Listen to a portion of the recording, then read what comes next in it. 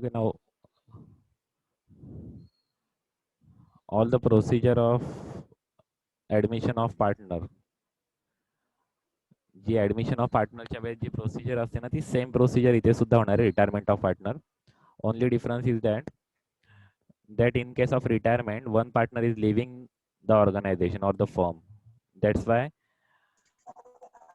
pre-retirement profit will be distributed between all the three or two partners. Okay, and post incorporation profit will be distributed into continuing partner. Okay, त्यामुळे कंटिन्युइंग partner तुमचे कमी असणार आहेत. आता इथे XYZ partner आहेत बघा, त्यातला एक्स रिटायर होणार आहे, त्यामुळे जो फ्रीचा जो प्रॉफिट आहे तो ऑल पार्टनरला डिस्ट्रीब्यूट होईल ओल्ड रेशिओमध्ये. हा ओल्ड रेशिओ आपल्याला ऑलरेडी प्रोव्हाइड केला त्या old रेशिओमध्ये. and post incorporation profit will be distributed post retirement profit will be distributed between only Y and Z into new profit sharing ratio between Y and Z only.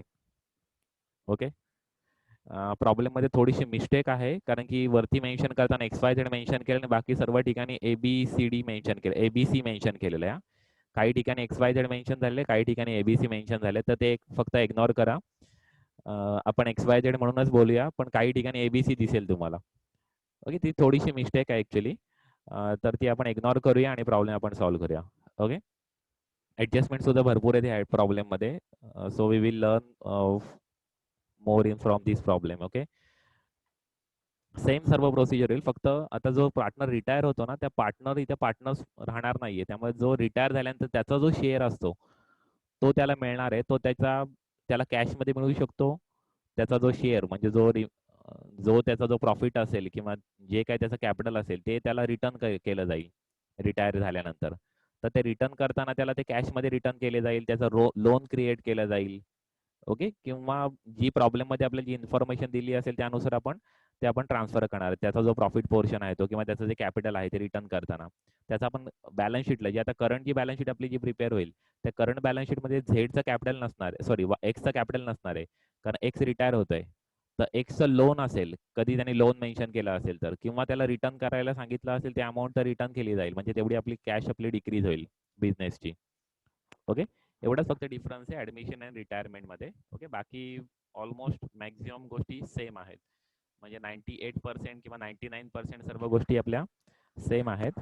बाकी थोडेफार changes आहेत ते फक्त एंडिंगला आपले changes होणार आहेत. Okay, बाकी time ratio cells ratio आपल्याला सेम पद्धतीने त्याच पद्धतीने फाइंड आउट करायचं आहे before retirement and after retirement. Okay, just I am reading the problem. XYZ sharing profit and losses in the ratio of 5:3:2. This is old profit sharing ratio. X retire on 1st October 2013. आता 1st ऑक्टोबरला retire झालेलं आहे, and Y and Z continued business sharing equally, म्हणजे new profit sharing ratio त्यांनी सांगितलेलं 1:1. Okay, new profit sharing ratio त्यांनी provide केलेला 1:1. Okay, तर आपण या एवढ्याच इन्फॉर्मेशन वरून आपण टाइम रेशो आपण फाइंड आउट करू शकतो. ओके, तर आता टाइम रेशो फाइंड आउट करण्यासाठी बघा, बिगिनिंग ऑफ इयर आहे 1 जानेवारी 2013, रिटायरमेंट आहे 1 ऑक्टोबर 2013 आणि इयर एंड आहे 31 डिसेंबर 2013. ओके, त्यामुळे 1 जानेवारी 2013 इथे ऍडमिशनच्या ठिकाणी फक्त रिटायरमेंट येईल.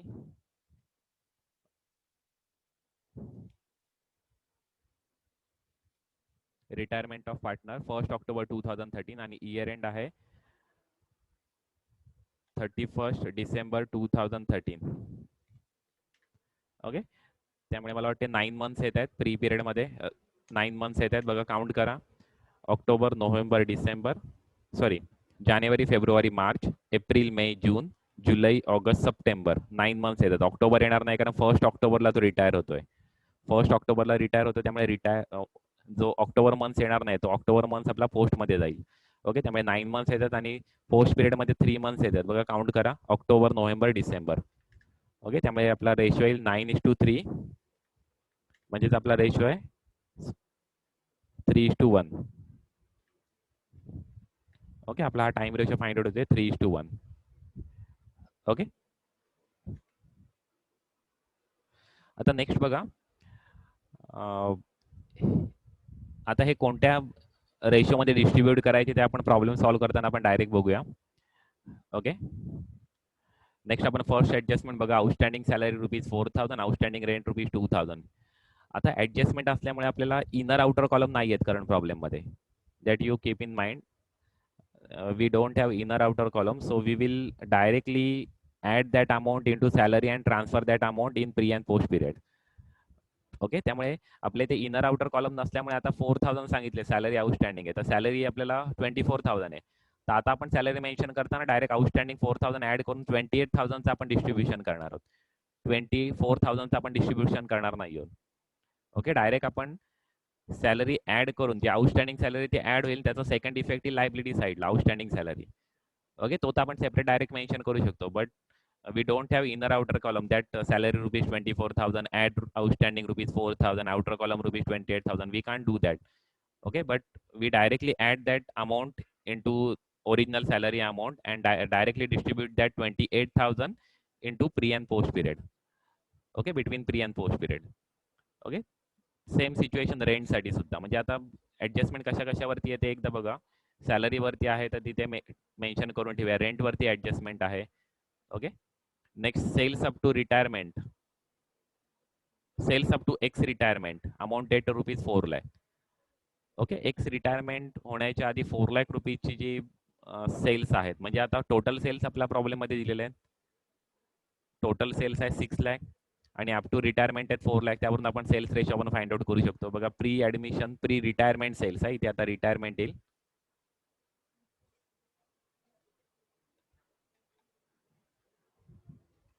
प्री रिटायरमेंट सेल आणि पोस्ट रिटायरमेंट सेल येईल.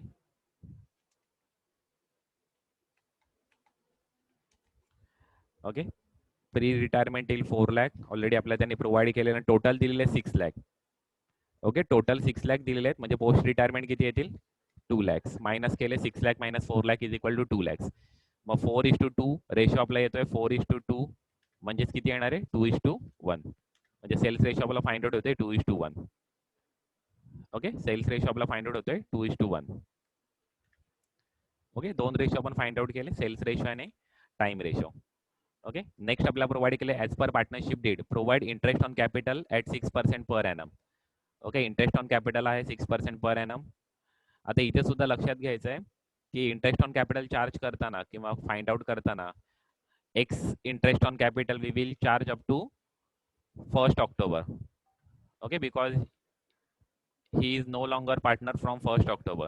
That's why we will calculate the interest on capital up to 1st October for the X, and for YZ we will calculate full year interest on capital. Okay, same situation for the salary also. X has a salary of rupees 20,000 per annum. So we will calculate for 9 months salary for X, and for Z 500 per month. For Z we will calculate full year salary, that is 500 into 12. Okay, next, X was entitled for commission of 1% on net sales. X is going to retire from 1st October, so we will calculate commission on sales up to 1st October only, that is sales of rupees 4 lakh only. Okay, कारण की cells जे आहेत ते 1st October पर्यंतचे cells आपल्याला consider करायला लागतील x, कारण रिटायर होते 1st October पासून. त्यामुळे 4 लाख वरती आपण नेट सेल्स वरती आपण कमिशन आपण फाइंड आउट करणार आहोत 1%. ओके, ती एक गोष्ट फक्त लक्षात ठेवायची, ऍडमिशन कधी, रिटायरमेंट कधी आणि डेथ कधी, त्यानुसार आपल्याला तो पिरियड किंवा ती अमाऊंट आहे ती कॅल्क्युलेट करायची, एक्सपेन्सेस किंवा income.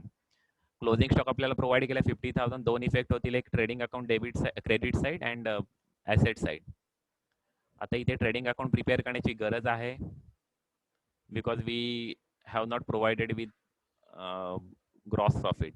So we will prepare trading account in single column.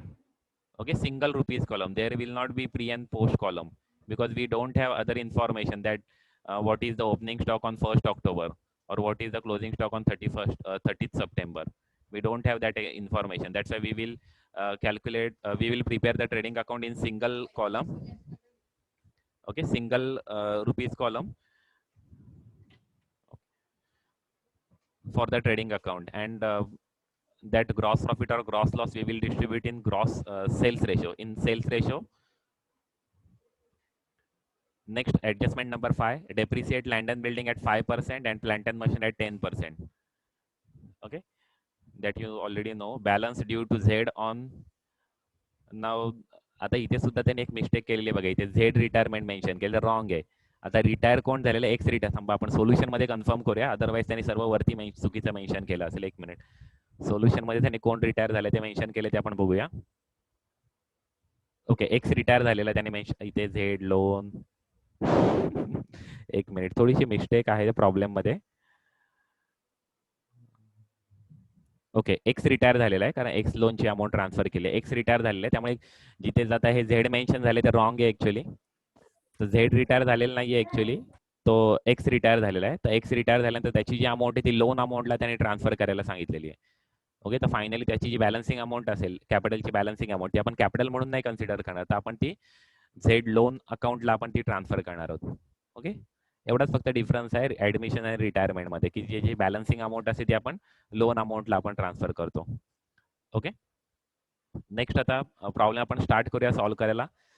Okay, trading account आपला सिंगल कॉलम प्रिपेअर करा. ट्रेडिंग अकाउंट आहे बघा, अशा पद्धतीने आपला सिंगल कॉलम प्रिपेअर करायचा आहे. ट्रेडिंग अकाउंट पीएनएल अकाउंट आहे तो प्री अँड पोस्ट कॉलम असतील. पीएनएल अप्रोप्रिएशन अकाउंट सुद्धा प्री अँड पोस्ट कॉलम असतील. ओके, कारण की interest on capital, salary to partner, remuneration to partner, ह्या सर्व गोष्टी असल्यामुळे आपल्याला पीएनएल अप्रोप्रिएशन अकाउंट प्रिपेअर करणं गरजेचं आहे. ओके, आणि फायनली आपल्याला बॅलन्स शीट प्रिपेअर करायचे. इनर आउटर कॉलम आहे तिथे बॅलन्स शीट प्रिपेअर करताना. ओके, पार्टनर्स कॅपिटल अकाउंट सुद्धा प्रिपेअर करायचे. ओके, तर ते ट्रेडिंग मध्ये 9 मंथ आणि ते 3 गरज मंथ्स ते नाहीये. काय? नाही, ट्रेडिंग मध्ये नाही, ते पीएनएल मध्ये आहे. पीएनएल मध्ये 9 मंथ्स अँड 3 मंथ्स आहे. ट्रेडिंग अकाउंट बघा सिंगल कॉलम आहे. हा हा हा. ओके, कारण की ट्रेडिंग अकाउंटची आपली इन्फॉर्मेशनच त्याने दिली नाही प्री अँड पोस्टची. जसं बघा लास्ट प्रॉब्लेम मध्ये आपल्याला दिलेली होती, वेजेस प्रीचे किती होते ते दिलेले होते आणि पोस्टचे किती होते ते दिलेले होते. पण इथे आता करंट प्रॉब्लेम मध्ये आपल्याला दिलेलं नाहीये, तर आपण तसं आपण प्रिपेअर नाही करू शकत. कधी तुम्हाला असं वाटत असेल का दिलेली इन्फॉर्मेशन तरच आपल्याला तो कॉलमदार फॉर्म मध्ये प्रिपेअर करायचा, जसं आपण लास्ट प्रॉब्लेम मध्ये केलेला आहे. पण तुम्ही करंट प्रॉब्लेम कधी बघितला, तुम्हाला वेजेस दिलेत का प्री आणि पोस्टचे? नाही. किंवा ओपनिंग स्टॉक आणि क्लोजिंग स्टॉकची इन्फॉर्मेशन दिली आहे का? तर नाही. म्हणजे 30 सप्टेंबरची क्लोजिंग स्टॉक आणि 1 ऑक्टोबरचा ओपनिंग स्टॉक दिलेला आहे का? नाही. म्हणजे आपल्या इनसफिशियंट इन्फॉर्मेशन आहे की आपण ट्रेडिंग अकाउंट आपण कॉलमदार फॉर्म मध्ये आपण प्रिपेअर करू शकतो. तर आपण ट्रेडिंग अकाउंट आपला सिंपल 1 कॉलम मध्ये प्रिपेअर करायचा आणि त्याचा जो क्रॉस प्रॉफिट असेल तो आपल्याला सेल्स रेशो मध्ये पीएनएल अकाउंटला डिस्ट्रीब्यूट करायचा आहे. ओके, समजलंय ना काय करायचं? ट्रेडिंग अकाउंट आपला सिंपल आपला 1 कॉलम मध्ये प्रिपेअर करायचं, एकदम पहिले प्रिपेअर करायचं होतं असंच.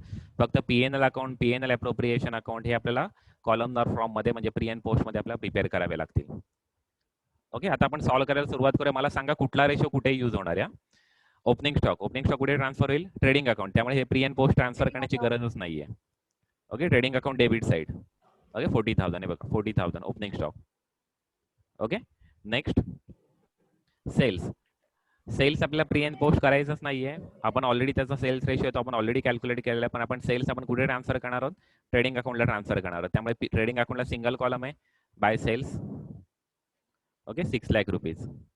Okay, trading account credit side. Next आहे डिस्काउंट. डिस्काउंट आपला पीएनएल अकाउंटला ट्रान्सफर करायचा, सेल्स रेशो यूज करायचा. त्यामुळे सेल्स रेशो आपला किती आहे? 2:1.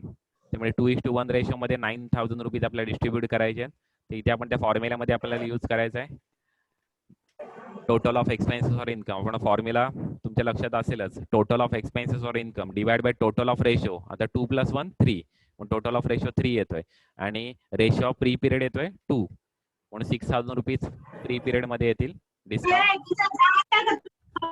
आणि पोस्ट पिरियड मध्ये येतील 3,000 रुपीज. टोटल 9,000 रुपीज होत आहेत. ओके, त्यामुळे discount PNL account credit side येईल का डेबिट साइड येईल? तर क्रेडिट साइड येईल, कारण डिस्काउंटचं दोन्ही सेम बॅलन्स असू शकतात. कारण डिस्काउंट अलाउड असेल तर ते एक्सपेन्सेस असतात, ते डेबिट बॅलन्स असतो, आणि डिस्काउंट रिसिव्ड असेल तर त्याचा क्रेडिट बॅलन्स असतो, ते इन्कम आहेत. ओके, तर करंट सिच्युएशन मध्ये discount is income because discount balance is credit balance, so it is discount received. Okay, so we will transfer it to the P&L account credit side by discount. 6,000 and 9,000, 6,000 and 3,000, 2:1 ratio, sales ratio. Okay, just prepare basis column here only.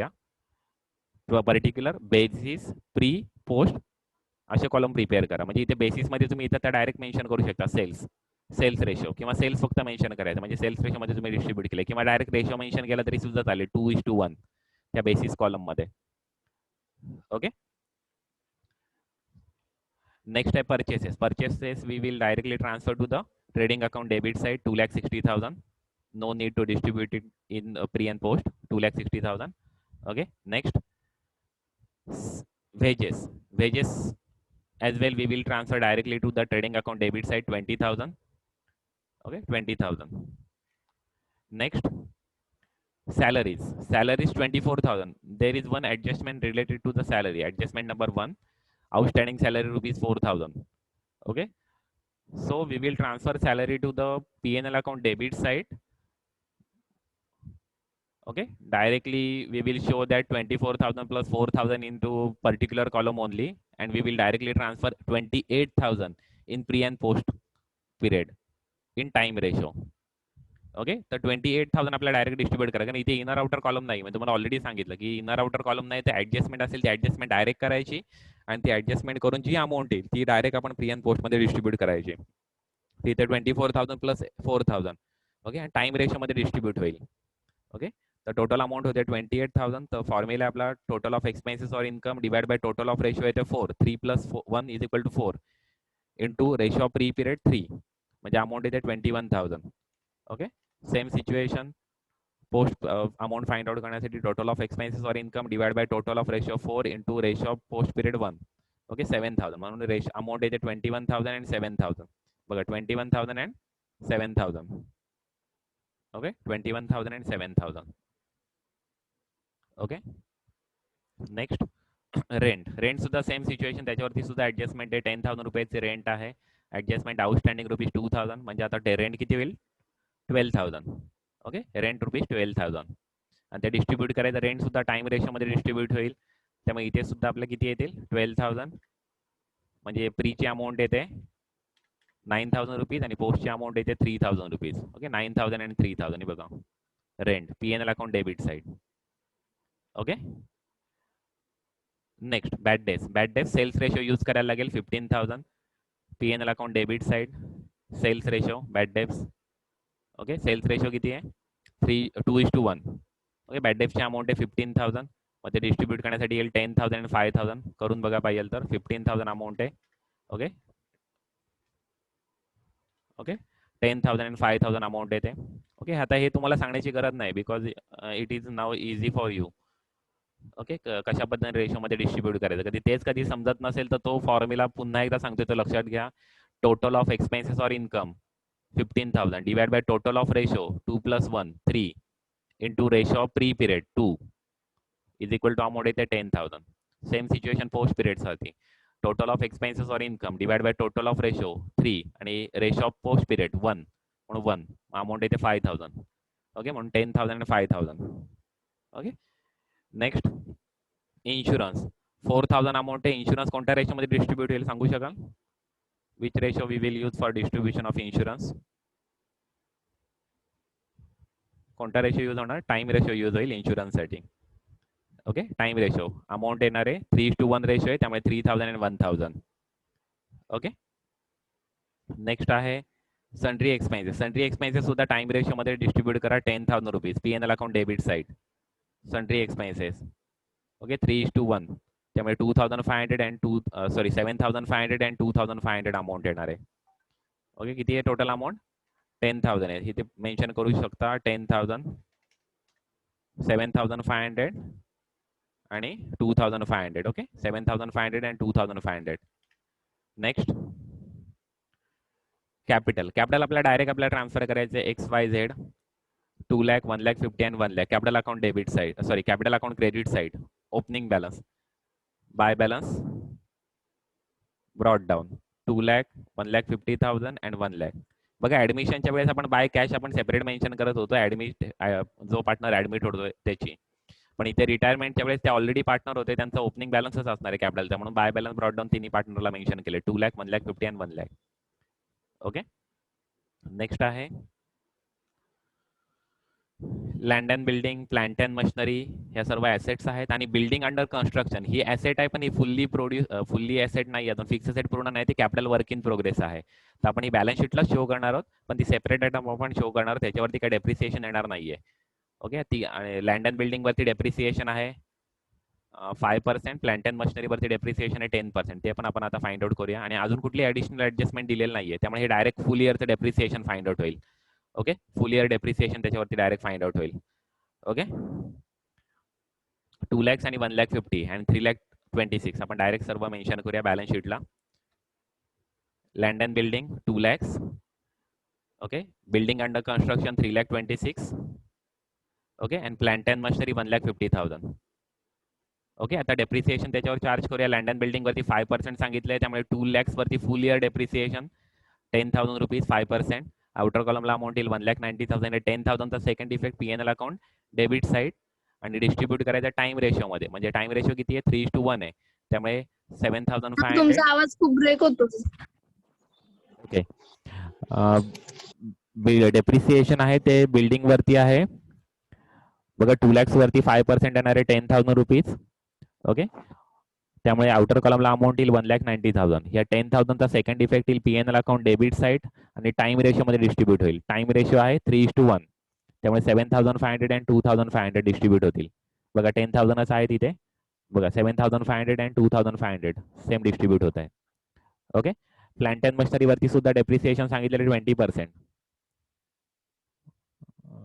Sorry 10% आहे. Plant and machinery वरती depreciation आहे 10%.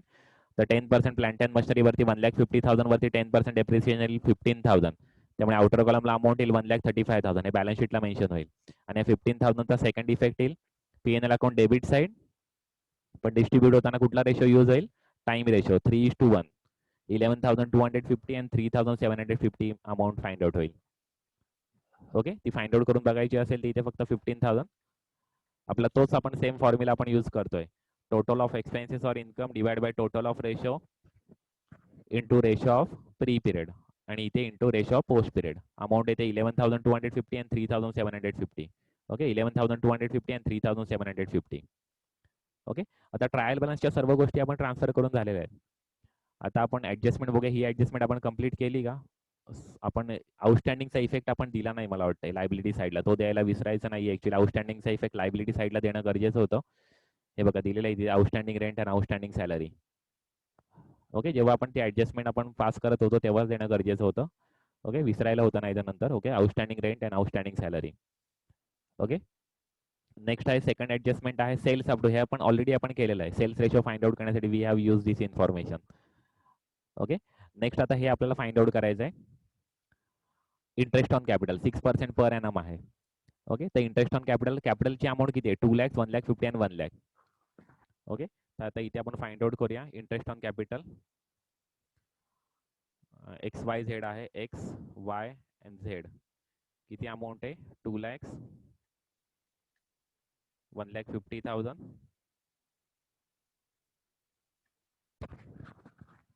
आणि Z ची amount किती आहे? 1 lakh आहे ना?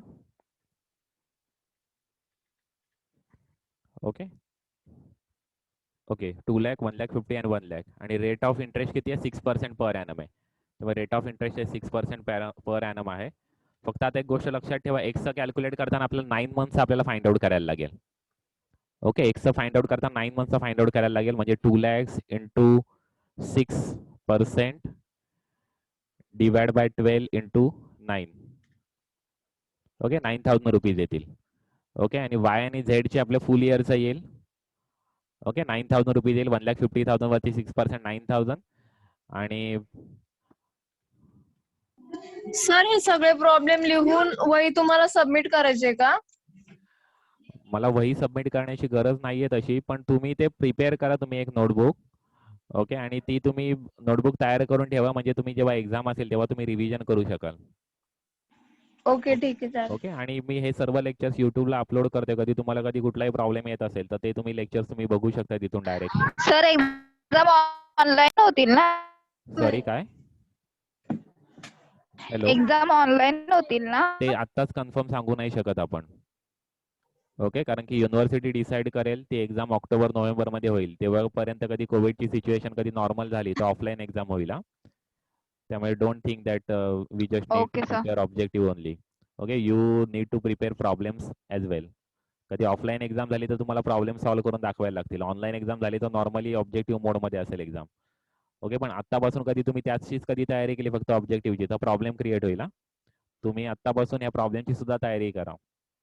Okay, कारण की युनिव्हर्सिटीने सांगितलं पुढच्या महिन्यामध्ये ऑफलाईन परीक्षा आहे, तर तुम्ही 1 महिन्यामध्ये काय काय प्रिपेअर करणार. ओके, त्यामुळे ती गोष्ट अशी पद्धतीने डायरेक्ट लाईटली घेऊ नका की ऑनलाईनच एक्झाम होईल मग आम्ही तेवढंच करू, तर तसं कन्सिडर करू नका. ओके, प्रॉब्लेम सुद्धा प्रिपेअर करा. बघा हे येते 9000. सर बुक भेटेल का कॉलेजमधून? ओके, मी प्रिन्सिपल सरांना एकदा विचारून घेतो तुम्हाला बुक्स मिळू शकतात का, कारण की लायब्ररी अजून ओपन नाहीये तशी, म्हणजे मुलांसाठी ओपन नाहीये ना, तर एकदा कन्फर्म करून तुम्हाला सांगतो मग तसं, म्हणजे कारण तुम्हाला सुद्धा बुकची गरज आहेच. ओके, मी हा तसं सर मला पाहिजे होते. चालेल, ठीक आहे, ते कन्फर्म करून तुम्हाला कळवतो मी तसं. हा, ओके. आता प्री अँड पोस्ट मध्ये डिस्ट्रीब्यूट करण्यासाठी आपल्याला कुठला रेशो यूज करायला लागणार आहे? टाइम रेशो यूज करायला लागणार आहे. टाइम रेशो किती आहे आपला? 3:1 आपला टाइम रेशो आहे. ओके, तर 3:1 रेशो मध्ये आपल्याला डिस्ट्रीब्यूट करायचं आहे. एक्सला डिस्ट्रीब्यूट करताना फक्त प्री मध्ये डिस्ट्रीब्यूट होईल, पोस्ट मध्ये येणारच नाहीये, कारण पोस्ट मध्ये तो रिटायर झालेला आहे. ओके, त्यामुळे इथे फक्त 9000 रुपीज येतील. ओके, वायच्या डिस्ट्रीब्यूट करताना 3:1 रेशो मध्ये डिस्ट्रीब्यूट होईल अमाऊंट. ओके, किती 3:1 ना, 9000, 6750 आणि 2250. Okay, 6750 and 2250. आणि झेड चे डिस्ट्रीब्यूट करताना सुद्धा पूर्ण त्याची टाइम रेशो मध्ये डिस्ट्रीब्यूट होतील. 6000 रुपये डिस्ट्रीब्यूट करायचे. ओके, ते 4500 येत आहेत आणि 1500 येतील. Okay, 4500 and 1500. ओके, तर ही अमाऊंट आता आपल्याला प्रॉब्लेम मध्ये आपल्याला ट्रान्सफर करायची आहे. कॅपिटल अकाउंटला डायरेक्ट मेन्शन होतील ती अमाऊंट क्रेडिट साईडला बाय इंटरेस्ट ऑन कॅपिटल. बघा 9000, 9000 आणि 6000. ओके, आणि पीएनएल अप्रोप्रिएशनला ट्रान्सफर होताना ती प्री अँड पोस्ट मध्ये डिस्ट्रीब्यूट होईल. बघा पीएनएल अप्रोप्रिएशनला 9000 अँड नील, 6750 अँड 2250, 4500 अँड 1500 जी आपण फाइंड आउट केली तीच इथे आलेली आहे. ओके, आता नेक्स्ट बघा, नेक्स्ट पॉइंट, पार्टनर सॅलरी सांगितली 20,000 पर ॲनम आहे, त्यामुळे एक्सला 20,000 पर ॲनम आहे, पण एक्स फक्त 10 मंथ्सच पार्टनर होता, त्यामुळे ती फाइंड आउट करताना आपल्याला तसं फाइंड आउट करायला लागेल. 20,000 डिवाइड बाय 12 इंटू 9, त्यामुळे एक्सची रेम्युनरेशन येईल फक्त 15,000 आणि ते मेन्शन करताना फक्त प्री पिरियड मध्येच मेन्शन होईल. बघा पीएनएल अप्रोप्रिएशन अकाउंटच्या डेबिट साईडला बघा 15,000 अँड 0. ओके, कारण की एक्स फक्त रिटायर झाल्यामुळे तो फक्त प्री पिरियड मध्येच आहे आणि कॅपिटल अकाउंटच्या क्रेडिट साईडला मेन्शन होईल सॅलरी 15,000. ओके, आणि जी सेकंड पार्टनरची जी सॅलरी आहे ती 500 इंटू 12 4500 येते. सॉरी 4500 नाही, 6000 रुपीज येते. 500 इंटू 12 आणि ते 6000 रुपीज टाइम रेशो मध्ये डिस्ट्रीब्यूट होतील. 4500 अँड 1500. ओके, इथे 6000 रुपीज मेन्शन होतील पीएनएल अकाउंट क्रेडिट साईड. हे बघा 6000 थोडे वर खाली झालेले, सॅलरी हे 6000 इथे पाहिजे ऍक्च्युली. ओके, आणि ते 6000 रुपीज इथे डिस्ट्रीब्यूट होताना 4500 अँड 1500. ओके, नेक्स्ट बघा, entitle to commission on 1% on sale सांगितलेलं आहे, एक्सचं कमिशन. ओके, तर आपलं कमिशन मेन्शन करायला लागेल 1% ऑन सेल, पण एक्स रिटायर होते 1 ऑक्टोबरला, त्यामुळे 1 ऑक्टोबर पर्यंतच आपल्याला सेल्स कन्सिडर करायचे. ते मग त्या आपल्याला सेल्स आपल्याला 6 लाख नाही कन्सिडर करायचे, तर आपल्याला किती कन्सिडर करायचे? 4 लाख रुपीज, आणि त्या 4 लाख वरती 1% म्हणजे किती येईल? 4000 रुपीज. म्हणून एक्सचं कमिशन येईल सेल्स वरती 4000 रुपीज. ते आपल्याला पीएनएल अप्रोप्रिएशनलाच मेन्शन करायला लागेल, कारण की ते related to partner and firm आहे ना, त्यामुळे बघा इथे एक्स कमिशन आहे का, इथे ए झाले रॉंगली 4000 रुपीज, आणि त्याचा सेकंड इफेक्ट कॅपिटल अकाउंटला 4000 रुपीज कमिशन. ओके, कमिशनचा इफेक्ट झाला. नेक्स्ट बघा काय दिलेलं आहे, क्लोजिंग स्टॉक दिलेला आहे 50,000, त्याचे दोन इफेक्ट होतील PNL sorry trading account credit side आणि बॅलन्स शीट. बॅलन्स शीटला ॲसेट साईडला क्लोजिंग स्टॉक 50,000. ओके, नेक्स्ट बघा, डेप्रिसिएशन आपण ऑलरेडी चार्ज केलेलं आहे, ही ऑलरेडी झालेली आहे, आणि फायनल आपल्याला क्लोजिंग आपण जेव्हा फाइंड आउट करू तेव्हा आपल्याला करायचं. आता हे कसं फाइंड आउट करायचं ते एक इम्पॉर्टंट आहे. ओके, पहिल्यांदा हा बॅलन्स आपण क्लोज करणार आहोत, आपण ग्रॉस प्रॉफिट आपण फाइंड आउट करणार आहोत. ग्रॉस प्रॉफिट आपण ट्रान्सफर करणार आहोत पीएनएल अकाउंटला क्रेडिट साईडला, सेल्स रेशो मध्ये डिस्ट्रीब्यूट होईल 2:1.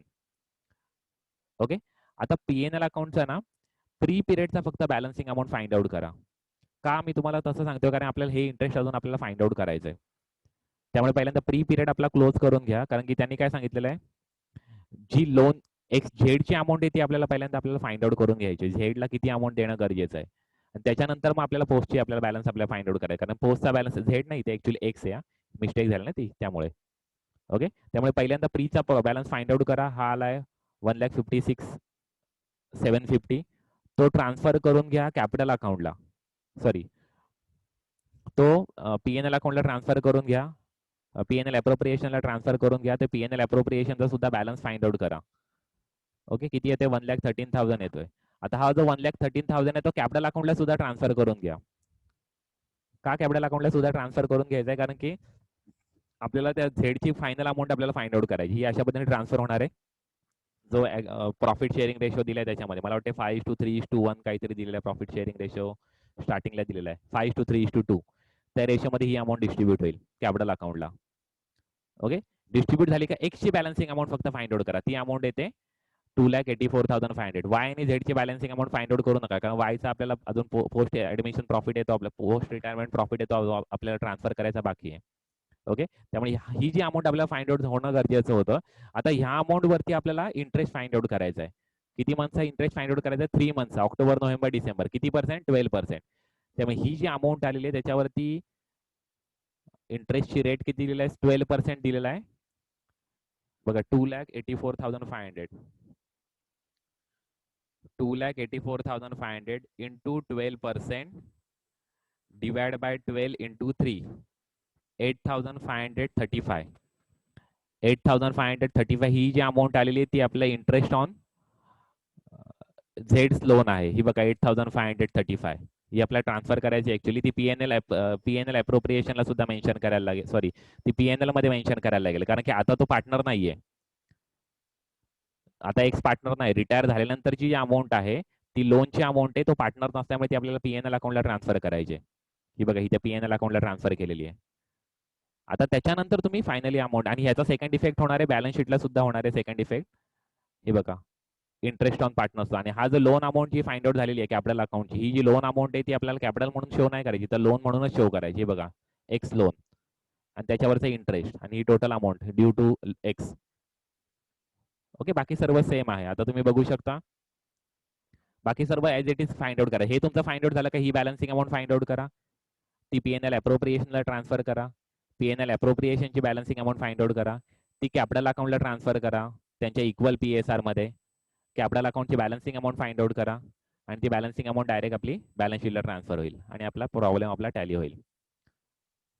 ओके, थोडासा लास्ट जो आहे ना ती एक गोष्ट लक्षात घ्या, कारण की हे थोडंसं फास्ट मध्ये घेतलेलं आहे, कारण की लास्ट मिनिट उरलेलं आहे. त्यामुळे तुम्ही एकदा पाहिजे तर रिपीट एकदा ते व्हिडिओ बघा, तुम्हाला क्लिअर होईल ते. सर एक विचारू का? हा बोल, हा बोल. हॅलो, लास्ट मिनिट सर उरलेलं आहे. आपले किती प्रॉब्लेम झालेत? म्हणजे तुम्ही स्टार्टिंग मी पासून सर्व पूर्ण प्रॉब्लेम टाकलेले याला आहेत टाकलेत युट्यूबला, ना सर्व YouTubeला? टाकलेले आहेत. क्लास वर्क मध्ये बघा. ओके, क्लास वर्क मध्ये बघा, मी सर्व प्रॉब्लेम टाकलेले ओके, आहेत, ठीक आहे कन्फर्म करा. ओके, तुम्ही सर्व प्रॉब्लेम तुम्ही परत एकदा बघू शकता. लास्ट मिनिट उरलेला आहे, प्रॉब्लेम ऍक्च्युली संपलेला आहे. ओके, काही डिफिकल्टी असेल तर नेक्स्ट लेक्चरला आपण